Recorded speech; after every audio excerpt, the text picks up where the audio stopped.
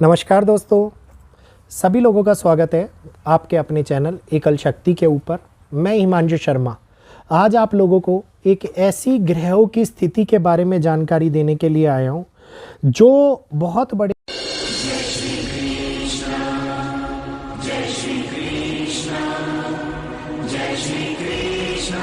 बदलाव को इस दुनिया के अंदर लेके आ रही है। और ये बड़ा बदलाव दुनिया के अंदर कई प्रकार की समस्याओं को, कई अच्छे पड़ावों को लेकर के हमारे सामने आता हुआ नजर आएगा। और इन बदलावों के कारण जो स्थिति और परिस्थितियां हमारे सामने बदलेंगी, आज उसी का एक वैदिक एस्ट्रोलॉजी के विश्लेषण के माध्यम से कुछ गणनाओं को आप लोगों के सामने प्रस्तुत करूंगा। वीडियो अच्छा लगे तो प्लीज़ लाइक अवश्य कीजिएगा, चैनल को सब्सक्राइब करना मत भूलिएगा और ज़्यादा से ज़्यादा लोगों तक शेयर कीजिएगा ताकि इस जानकारी का आनंद और भी लोग ले पाएँ, लाभ उठा पाएँ। तो अभी जो 10 नवंबर को केतु ने अभी अपना नक्षत्र परिवर्तन किया, एक ऐसी इक्वेशंस बनी जो इक्वेशन दुनिया को बहुत बड़े बदलाव को दिखा रही थी। ये इक्वेशन राहु और केतु दुनिया के अंदर होने वाली हलचल गतिविधियों का बहुत बड़ा स्वरूप अपने साथ में लेकर के चलते हैं। ग्रहों की स्थिति के अंदर आने वाले प्रभावों को ये बहुत तेज़ी से, बहुत ही इंटेंस और बहुत बढ़िया समीकरण को बना के हमारे सामने स्थिति और परिस्थितियों को बदलने का बहुत बड़ा कारक भी बनते हैं।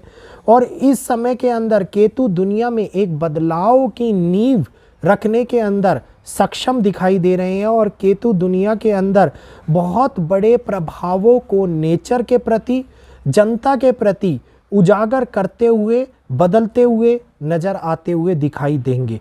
केतु सूर्य के नक्षत्र उत्तरा फाल्गुनी नक्षत्र के अंदर जा रहे हैं। 10 तारीख को चौथे नक्षत्र, ये कहिए कि इस नक्षत्र के चौथे चरण के अंदर ये एंटर करेंगे। क्योंकि राहु और केतु हमेशा उल्टे चलते हैं, तो ये पहले चौथे के अंदर जाएंगे, फिर तीसरे में जाएंगे, फिर दूसरे में जाएंगे, उसके बाद में पहले चरण में जाएंगे। तो चौथे चरण के अंदर ये 12 जनवरी तक रहने वाले हैं। 12 जनवरी तक केतु का इस स्थान के ऊपर, इस नक्षत्र के अंदर रहना, ये वो समय को दिखाएगा जो आगे आने वाले 2 साल उनको इसी नक्षत्र की स्थिति को संपूर्ण रूप से कारगर बनाने में सक्षम होंगे। दुनिया के अंदर बदलाव को ठहराव की ओर ले जाने में सक्षम होंगे।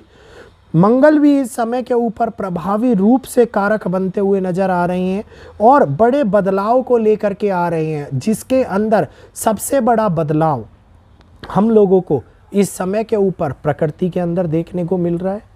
जगह जगह के ऊपर हो रही विस्फोटक घटनाओं के रूप में देखने को मिल रहा है।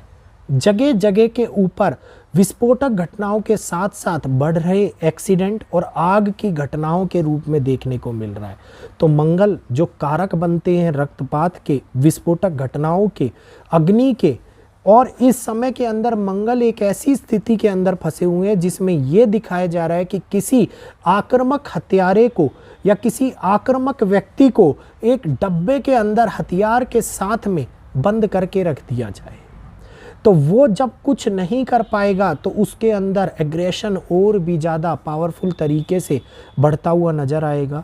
उसके अंदर एग्रेशन और तेज़ी से बढ़ता हुआ नज़र आएगा, जिसके कारण जब वो अपने कार्य को करने के लिए आगे आएगा तो दुनिया को एक नया बदलाव ला के दिखा सकता है, समीकरण को पूर्ण रूप से बदलने में सक्षम हो सकता है। और अगला साल 2025 जिसका अंक 9 निकल के आता है न्यूमरोलॉजी के हिसाब से, मूलांक 9 वाला साल, और इस साल के प्रतिनिधित्व जो मंगल हैं, जो मंगल इस साल को रिप्रेजेंट कर रहे हैं, 9 नंबर को रिप्रेजेंट कर रहे हैं, वो दिखा रहे हैं कि हमारे आगे आने वाली चीज़ों को सुलगाने का कार्य, किसी भी चिंगारी को बड़ी घटना का बनाने का कार्य, और इतना ही नहीं, सोशल मीडिया के जरिए किसी ना किसी प्रकार की ऐसी न्यूज़, ऐसे फैसले, ऐसे प्रबल स्थिति को हमारे सामने उजागर करने का कार्य मंगल कर सकते हैं, जो कि बड़ी घटनाओं के साथ साथ हमारे आगे आने वाले समय के अंदर एक बदलाव को भी जन्म दे सकते हैं। प्रकृति को संपूर्ण रूप से बदलने वाले मंगल इस समय के अंदर बहुत बड़ी हिंसात्मक गतिविधियों के साथ साथ कई ऐसी ज्वलनशील चीज़ें भी लेकर के आ रही हैं, जिसके अंदर ज्वालामुखियों का फटना, प्रकृति के अंदर गर्मी का बढ़ना, मस्तिष्क के अंदर एग्रेशन का बढ़ना, दिमाग के अंदर क्रोधित अवस्था का और भी ज़्यादा तेज़ी से एम्प्लीफाई होना, ये हम लोगों को दिखा रहा है कि मंगल कितने प्रभाविक रूप से कार्य करते हुए नज़र आ रहे हैं। यहीं पर 15 नवंबर के बाद में शनिदेव जो अपनी चाल को वक्री चाल से मार्गी चाल के अंदर परिवर्तित करेंगे और इसका असर संपूर्ण राशियों के ऊपर पड़ता हुआ नजर आएगा। जिन राशियों के ऊपर इसका असर पड़ेगा उसके बारे में वीडियो मैंने ऑलरेडी भारतीय ब्लॉगर चैनल के ऊपर बनाया हुआ है, लेकिन इसका असर जो संपूर्ण जगत को प्रभावित करता हुआ दिखाता है उसमें हेल्थ रिलेटेड समस्याएं, उसके अंदर रिश्तों के टूटने की समस्या, उसके अंदर सबसे बड़ी चीज़ आर्थिक स्थिति का खराब होना एक बहुत बड़ी तंगी को हमारे सामने लेकर के आता है, जिसके अंदर मिडिल क्लास लोग सबसे ज़्यादा प्रभावित होते हुए इस समय में नज़र आते हैं। ये वो समय है जिसके अंदर सत्ता में बैठे हुए बड़े अधिकारी, सत्ता में बैठे हुए बड़े मंडल के राजनीतिक मंडल के मंत्रीगण ये चिंताओं के अंदर फंसते हुए नज़र आ सकते हैं, किसी ना किसी प्रकार की ऐसी समस्या को भोगते हुए नज़र आ सकते हैं जो समस्या जनता के विरुद्ध इनको कारगर बनाती हुई नज़र आई। जनता के लिए, परिवार के लिए ये समय अपने आप को बचाए रखने का, अपने आप को सुरक्षित रखने का, अपने आप को नए फैसले, नए नियम के लिए तैयार रखने का समय दिखाई देता है। इस समय के अंदर जो बड़ी घटनाएं हैं वो बहुत तेज रूप से आगे बढ़ती हुई नज़र आती हैं। इस समय के अंदर कई प्रकार की ऐसी स्थिति हमारे सामने परिवार में निकल के आ सकती है जो हम लोगों को बिना मतलब की चिंताओं में डालती हुई नज़र आएगी।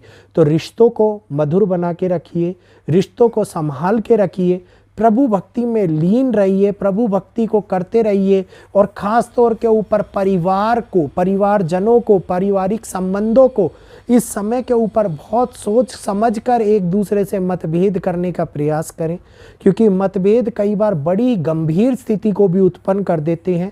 और जब ग्रह अपनी चाल उल्टी चल रहे हों तो उस समय के अंदर मतभेद कई प्रकार से हम लोगों को परेशान करते हुए नज़र आ सकती है।